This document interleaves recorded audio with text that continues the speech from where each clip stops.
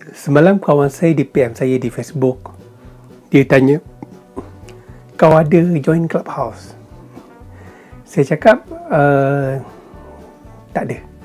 Sebab bagi saya waktu tu apa saya terfikir kan, masa tu saya terfikir saya berada di Clubhouse. Saya duduk dekat meja kopi sana kan. Kemudian dekat TPC konon-kononnya kan, tengok orang main golf sambil berborak. Itu pandangan saya waktu tu. Clubhouse tu macam mana, itu pandangan saya kan. Kemudian saya cakap juga dengan dia, saya tak join Clubhouse lah kan. Apa yang saya join sekarang ni adalah gym. Itu pun sementara je kan. And then saya tak tahulah respon dia macam mana, sama ada dia suka ke, dia kata gelak ke, dia macam tak apa-apa ke budak ni kan. This is Clubhouse apps, bukannya Clubhouse yang kita yang saya bayangkan tu. So dia ada apps namanya Clubhouse. Agak pelik lah, macam Telegram kan. Ada apps namanya Telegram kan. Okey lah, tak lama lepas tu dia WhatsApp saya satu gambar screenshot, satu berita yang Elon Musk, iaitu CEO of Tesla, dia mengajak Vladimir Putin, iaitu Presiden of Rusia, untuk chat dengan dia di Clubhouse. Saya pun pergi di App Store kan, dan download apa yang dikatakan sebagai Clubhouse kan. And then saya found out ada macam-macam apps kan yang menggunakan nama Clubhouse ni. And ada yang gambarnya lebih kepada profesional kan. Ada yang gambar orang, ada yang logo kan. So saya ingatkan yang logo tu sebab nampak dia lebih sesuai kan, dan nampak dia lebih sinonim dengan sosial media yang profesional. Ialah yang guna pun Elon Musk, Putin kan. Rupanya saya silap. Sebab app yang dimaksudkan tu yang ada gambar orang tu kan. Yang ada gambar orang tu lah app Clubhouse yang famous sekarang kan. Saya pun terus download dan register dengan masukkan nombor telefon. And then saya terus sahkan nombor telefon saya dan booking username. And then saya found out saya still tak boleh register. Dalam hati saya cakap, belagaknya kan app Clubhouse ni kan, dia kena ada introducer kan. Saya bagi tahu kawan saya tu, saya dah register tapi tak boleh masuk kan. And then kawan saya tu pun invite lah saya. So kawan saya masukkan nama dia KF kan. So KF ni dia memberikan satu kota dia sebagai introducer untuk saya kan. Terima kasih kan. Dan saya masuk je, saya tengok ramai orang. Dan ramai juga kawan saya yang dah masuk dalam apps tu, yang dalam nombor phone book saya kan.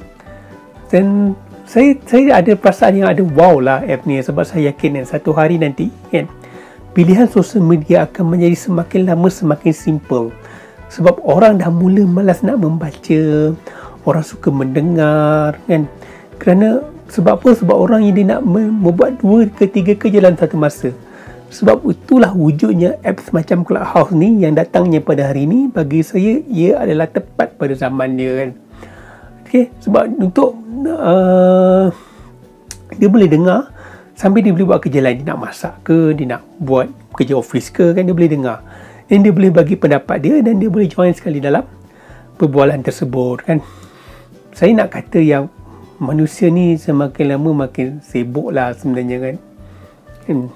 Okay, apps Clubhouse ni saya minta maaf hanya untuk pengguna iPhone sahaja kan. InsyaAllah kan, tak lama lagi mungkin pengguna Android boleh menggunakannya.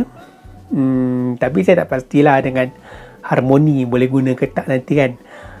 Yang BlackBerry tu saya tak tahu ada lagi ke tak, pun saya tak tahu boleh guna lagi ke tak kan. And saya tengok ni bukan apps baru kan. Bukan baru, dia launch pada tahun 2020. Kemudian sebab si Elon Musk ni nak bercakap dengan Putin dan dia gunakan media untuk beritahu benda ni, menyebabkan apps ni kan famous kan. Elon Musk ni apa saja dia buat semua orang follow kan. Dia beli Bitcoin, orang follow. Dia nak masuk Clubhouse pun semua orang follow kan. Sebab dia orang terkaya di dunia kan.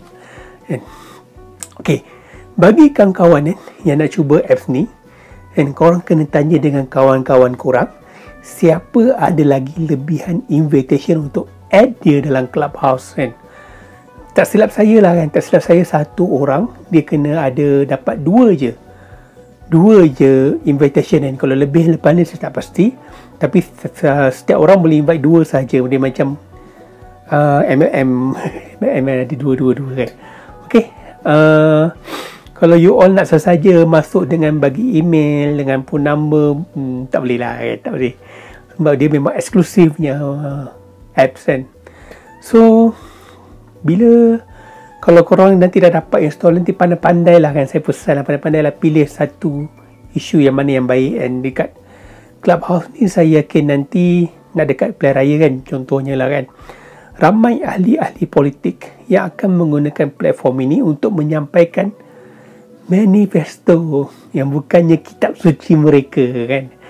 Kemudian saya menyeru jugalah kan untuk ilmuwan, untuk pakar-pakar agama, pakar sains kan, doktor-doktor, untuk bersama dalam Clubhouse ni kan, untuk menyampaikan dan membincangkan berkenaan kepakaran masing-masing kan. Untuk orang agama boleh berbincang pasal agama, mungkin orang agama dengan orang ilmuwan boleh berduduk satu ni untuk membincangkan hukum, untuk membincangkan pasal ni. Tapi orang yang berhak kan dalam kepakaran masing-masing untuk berada dalam app Clubhouse ni.